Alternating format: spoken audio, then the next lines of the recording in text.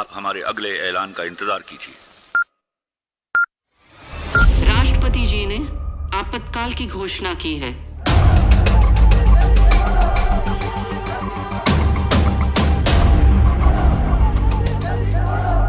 25 जून की वो रात देश की आत्मा को कुचल दिया गया था। भारत में लोकतंत्र संविधान के पन्नों से पैदा नहीं हुआ है। भारत में लोकतंत्र सदियों से हमारी आत्मा है। इस आत्मा को कुचल दिया गया था। देश के मीडिया को दबोच दिया गया था। देश के महापुरुषों को जेल के सलाखों के पीछे बंद कर दिया गया था। पूरे हिंदुस्तान को जेल खाना बना दिया गया था। और सिर्फ किसी की सत्ता चली न जाए इसलिए न्यायपालिका का जजमेंट था।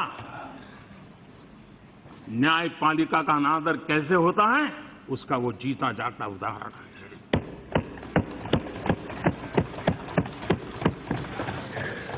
आज 25 जून को हम लोकतंत्र के प्रति फिर से एक बार अपना समर्पण, अपना संकल्प उसको और ताकत के साथ हमने समर्पित करना होगा। संविधान की बातें बताना और संविधान को कुचलने के पाप करना, इन चीजों को कोई भूल नहीं सकता है। और उस समय जो भी इस पाप के भागीदार थे,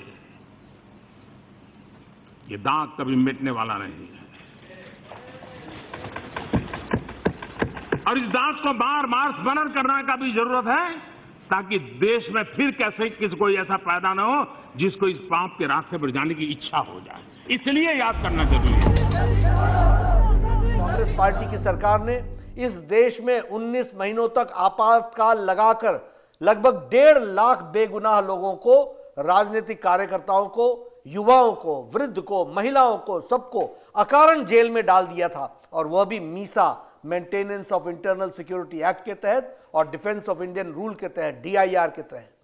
तब बोलने पर प्रतिबंध था, लिखने पर प्रतिबंध था, मीडिया पर प्रतिबंध था, फिल्मों पर प्रतिबंध था, गायकों पर प्रतिबंध था। न जाने किन गुनाहों के लिए किस किस पर प्रतिबंध लगाए गए। आपातकाल ना ऑर्डिनेंस से आता है, ना ऑर्डिनेंस लाने की मजबूरी पैदा करने वाली घटनाओं से आता है। आपातकाल तानाशाही की मानसिकता से आता है। जब वो मानसिकता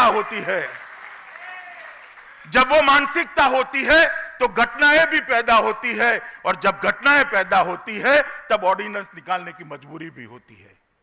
आपातकाल का मूल कारण दूसरे के विचार न सुनना, दूसरे को विचार की स्वतंत्रता को छीन लेना और एकाधिकारवाद के साथ पूरी सत्ता अपने हाथ में करने की मानसिकता, वो आपातकाल की जननी है।